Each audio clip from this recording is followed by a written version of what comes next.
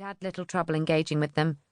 His ease of manner, fluency in their language, and genuine gratitude for their charity won him sympathetic ears. He listened to their stories and told them some of his own, his descent from Godwin of Wessex, the marriage of his grandfather to a Moorish princess, and his rearing in Spain, and, by evening, many were questioning whether the steward had been right to arrest him. Given more time, he had hoped to induce the captain to accept his parole and remove his shackles, but his abrupt transfer to the house had put an end to familiarity. His sleep on the wooden bench had been restful. In childhood he'd passed many a wakeful night worrying about the morrow, but as he grew, he'd come to understand the futility of so much squandered energy. The blows of Will Thurkel's cudgel across his shoulders were no less raw for imagining them in advance.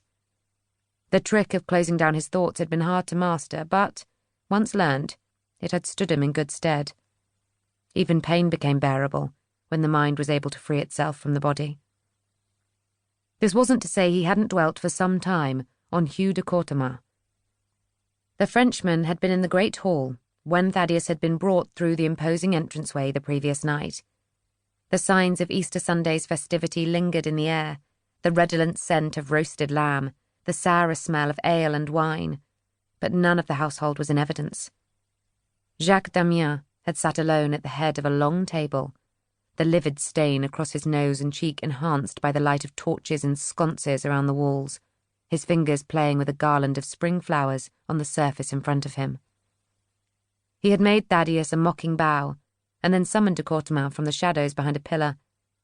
The shock in the Frenchman's eyes to be forced to confront the man he'd accused was very great, and Thaddeus had felt a small pity for him. It was one thing to traduce an enemy in his absence, quite another to do it to his face. For himself, he showed only indifference when de Courteman confirmed him as Thurkel. But in truth, his relief had been huge to discover that his betrayer was the duplicitous Frenchman, and not Bourne. It would have been harder to brand a peer of the realm as a liar, particularly one for whom he had developed a liking, than a hired steward who seemed unable to remain in post.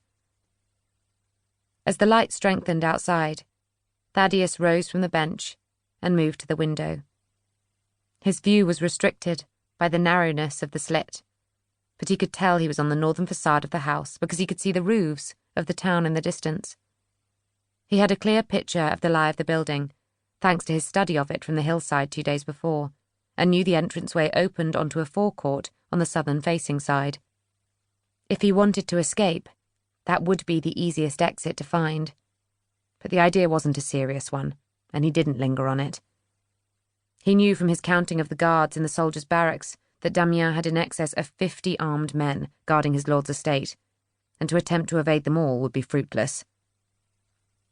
The air was filled with the sound of the dawn chorus, and Thaddeus's gaze was drawn to a group of sparrows pecking for seeds in the grass beyond the window. There was no telling them apart, and he wondered what it was about the human face that made each so recognizable. All had eyes, noses, mouths, and hair, and the position of these features never varied. Yet no one who had acquaintanceship with a person mistook him for another. Would he be believed if he denied he'd ever met Hugh de Courteman? Only Edmund, who'd had time to think about it, listened with any enthusiasm to Lady Anne's plan to rescue Thaddeus.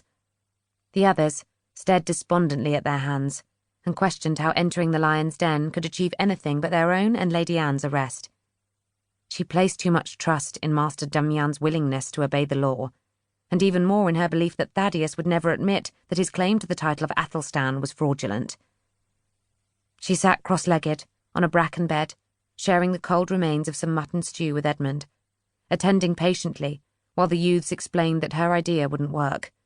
Each in turn tried to persuade her that she would risk her own safety if she presented herself as Thaddeus's advocate, and demanded he be tried according to law.